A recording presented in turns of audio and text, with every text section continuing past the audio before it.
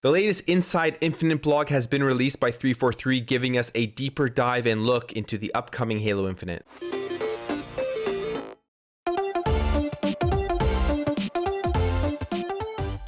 So this monthly series by 343 is a deeper dive into the development of Halo Infinite, where they're giving us an update as to where they are with the game. And this recent update for February 2021 gives us a look at the artistic style and the design of the actual environment and the world. And I am extremely excited for this game because it's looking really, really good. Now, before we get into this any further, if you guys are new here and you enjoy what you see throughout this video, I would really appreciate you hitting that subscribe button to help this channel grow and help grow this community so we can have some great conversations in the comments below. So Halo Infinite, for me, if you guys can't tell with my shirt and everything, is probably my most hyped game for 2021. And ever since they announced Halo Infinite, I've been extremely excited. I'm a big Halo fan, and when they showed off the game back in July and people were hating on the game, my first initial thoughts were, yeah, the game doesn't look like it's perfectly polished right now, but it still looks fun as hell. And I thought the trailer was actually not as bad as a lot of people thought. And then they went on to delay the game, and of course I was sad they delayed it, but I was actually impressed kind of with the balls that they had to actually delay it, because they already had spent a bunch of money on marketing. We have seen the monster cans with the Halo Infinite codes on it. Where I live, we have these corner stores and gas station stores called Circle K, and if you walk in there right now, I believe still, there's these big Halo Infinite cutouts, and I've picked up a bunch of the plastic Halo Infinite cups to go with the marketing. And obviously they had spent a bunch of money on marketing and they decided to still delay the game. But it is definitely for the better because they're having an extra year to polish this game, and it really is showing the dividends that it is paying for the look of the game and the overall quality of it. And we see it here in this Inside Infinite blog for February 2021. So this is a big blog. There's a lot of stuff to go through. I'm not going to go through everything, but I just want to talk about some of the stuff that I am really excited for. So firstly, through this blog, there are some amazing screenshots of like how the game is looking. And if you thought it looked bad in that trailer, all of these are just screenshots. You can tell that they have upgraded the visual appearance of the game, and I'm thinking that it looks really, really good. I'm excited for the way this game is going to look with the artistic direction they have taken, because like, look at these pictures here. It looks to me really good. So the artistic direction they have taken, why it has me excited is because they talk about two themes that they have: legacy and then simplicity. Legacy being they're really trying to make you feel like you felt when you dropped into Halo Combat Evolved. You're going to recognize the way things look and just have that general similar feeling, which to me is something that I couldn't ask for more, especially in a Halo game that is going to be an open world style game, where if I'm running around, I'm driving around and I see things and I start to feel like I felt with Halo Combat Evolved. That's exactly what I'm looking for with Halo Infinite. And then when it comes to simplicity, they're pretty much saying with Halo 5, they kind of went over the top with the artistic design, and that was one of the criticisms that 343 had, where people didn't like some of the changes that they made with Halo 5. So they've taken that feedback and they've kind of drawn it in a bit. And I'm okay with that, because honestly, when it comes to the look and feel and the gameplay aspects of a franchise, of a game that is so beloved by so many people, when they come out with these new ideas and new styles, I'm honestly okay with trying these new styles to see what it's like. I'm not the type of person that will instantly be like, oh, that sucks, I don't want even anything to do with that. I'll be like, okay, I'll try it out and see what I feel. And I think with Halo 5, they definitely missed the boat with the campaign. At least the multiplayer was great, but with the campaign, with the story and just kind of the visual style and everything, it wasn't the best. That's honestly how I felt with Halo 5. It's probably the only Halo campaign that I haven't played multiple times.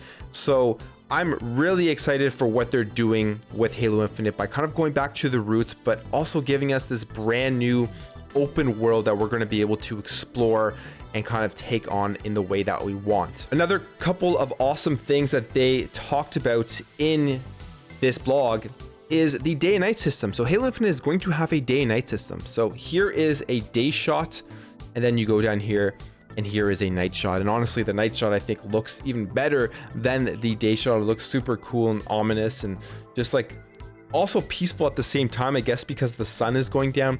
It's hard to explain, but it looks really good. And all these pictures are in 4K, so if you have a 4K display, I'd recommend blowing them up and seeing what they look like, because they really do look crispy. And here's what they say about this time of day lighting system. So basically, the time of day lighting system is active while you are playing the game. This has been one, if not the largest graphical feature implemented into our engine over the past few years. So this is a brand new graphical feature, and this is going to be cool to see how they implement it and how it affects the world. They say this here. So coming across a mysterious forerunner obelisk during the day may feel peaceful and serene, where at night it might feel much more ominous and threatening. What that tells me is that basically when you're exploring the world, you're going to see something during the daytime, and you're going to go to it and you're going to be like, okay, nothing special here. And then you're going to want to see what this area or space or whatever looks like at night, and it's going to give you a different feeling. And to me, that's awesome in terms of thinking about exploring Zeta Halo and what I want to see, how I want to explore it, when I want to go to certain areas, whether that's during the day or during the night. And being able to do that with Master Chief, just, I mean, it has me extremely excited, if you guys can't tell. They go over some more about the story. They also go over some of the new features, like the grapple shot that they showed off in the trailer. But basically here with the story, you're going to be experiencing the immediate story of Chief's reawakening to confront the Banished and Cortana.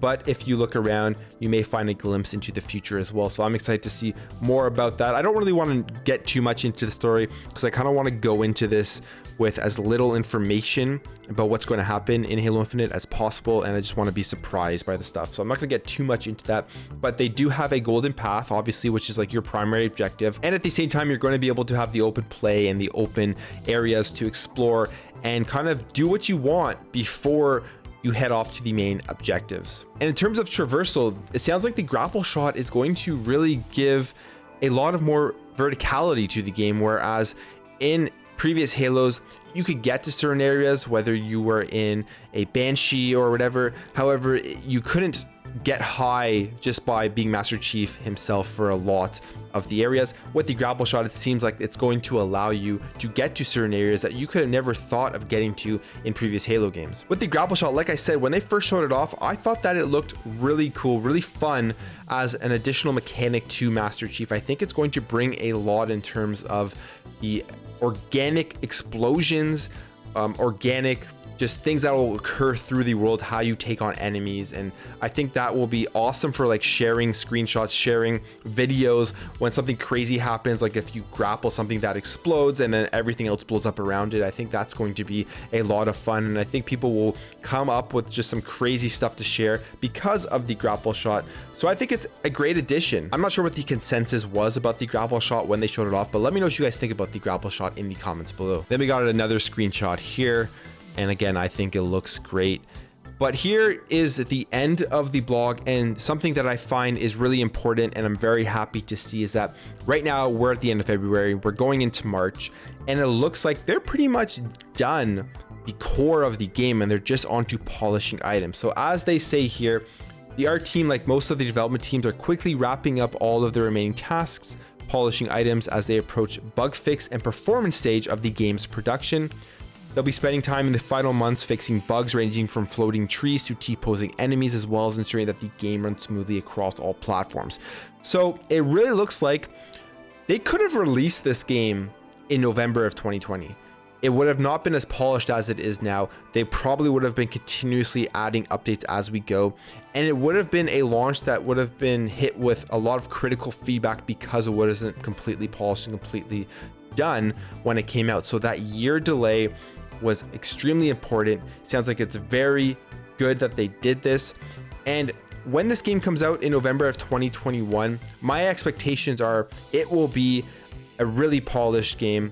It will be complete, and we're going to have a lot of joy not having to deal with bugs, not having to wonder when they're going to update certain graphics and stuff like that. That's the expectations based off of what they are saying here in this blog. So that is why I'm super happy now when I think about it in hindsight that they delayed this game. But yeah, this is a long blog. Like I said, I'll link it in the description below. There's a lot more information. They really talk about the art direction of the game, and I'm really happy with everything that I'm reading. I'm really excited for Halo Infinite to come out, and I just want want to share my thoughts on that with you. Anyways, guys, that's it for me. Let me know what you think about this in the comments below. Are you excited for Halo Infinite? What do you think about the art direction, having that legacy look, as well as not having any over the top noisy graphical styles? What do you think about the grapple shot? And what do you think about that new day and night system that will be coming in to the open world of Halo Infinite? Thank you guys for watching. If you enjoyed this video, make sure to hit that thumbs up button. If you're new here and you enjoyed what you see throughout this video, I'd really appreciate you hitting that subscribe button to help this channel grow, help grow this community, so we can have some awesome conversations in the comments below about video games, about Halo, about what is going to be going on in this generation, because there is a lot of exciting stuff. Thank you guys for watching. Thank you for your support, and I'll catch you in the next video.